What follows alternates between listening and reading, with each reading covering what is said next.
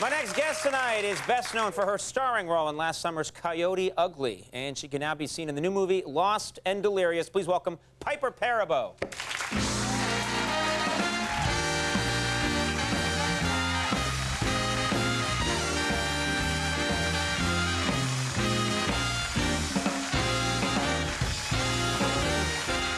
How you doing? Good, how are you? Yeah, I'm really good tonight. We're having a lot of fun. Yeah. Did you see Shaquille O'Neal backstage? Were you hanging with him at all? Yeah, I said hello. Yeah, it's pretty amazing. I know, he's a pretty big guy. Yeah, very nice, but Very. yeah, it's hard to get used to a guy that's I know, huge. your neck starts to hurt. Well, also the ceilings out in the hallway, they can't see, like he's literally knocking acoustical He tile. has to, like, bend his head down.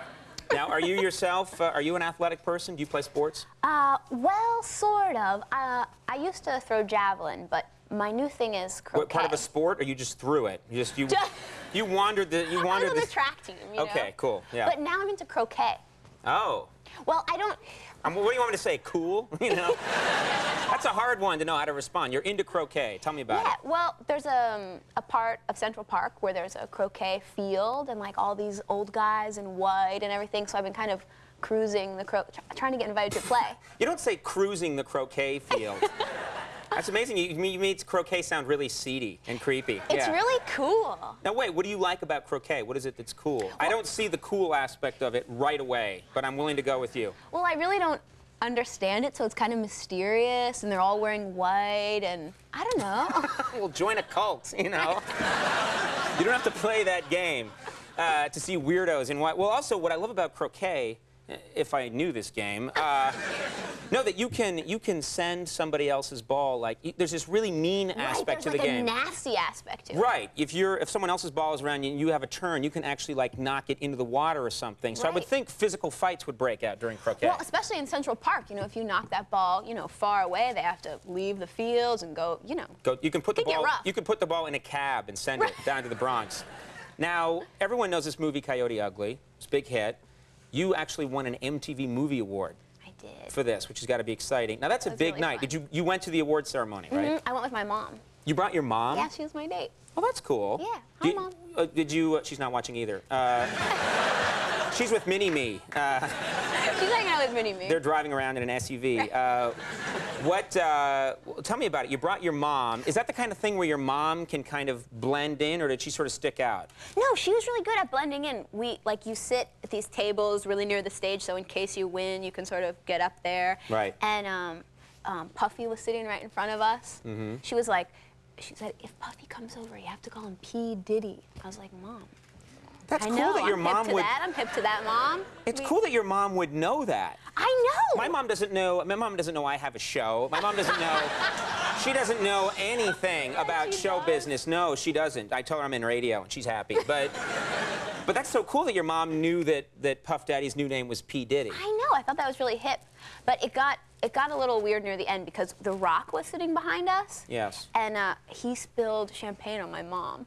On purpose? He, like, said, take this, Mom. He was like, he's kind of a big guy, you know? I didn't really see it because he was behind us, but we're sort of sitting there watching, you know, the bands play, blah, blah, blah. And, like, my mom kind of jumped forward, and she's like, oh, someone spilled their drink on me, and it was The Rock. And your mom picked up a folding chair and just bent it over his head. Well, He staggered back. That's what your mom should have done. That's what my mom would have done if she knew who The Rock was. Well, that's why I'm glad that Shaq's here, because maybe I can sort of make friends with Shaq, so next time if The Rock sort of messes with me and my mom, I That's can a be fight like, I'd watch. Yeah. I know, right? And you'll see it here on NBC. Probably on cable. All right. Now, in this movie, Lost and Delirious, in part of the movie, you're working with a falcon. Yeah. You befriend a falcon. Mm-hmm. Those things, how do they train them? Because falcons are pretty amazing. I mean, they can follow you. They can actually, that's a bird that can be very well trained to sort of come back to you. How do they do it? How do you get a falcon to do what you want? Food. Food. Yeah. Okay, so like most of us, it answers to food. Like guys. Right. You have to eat chickens, that falcon, baby chicks, so you have to keep, like, dead baby chicks in your pocket. Oh, my God. I mean, where do you get that? They come in a can, dead baby chicks? There's like a baby chick with X's on its eyes. Purina, dead baby chicks. Oh. They come in a cooler. They come in a cooler? Yeah. That's great for parties. Crack open that cooler.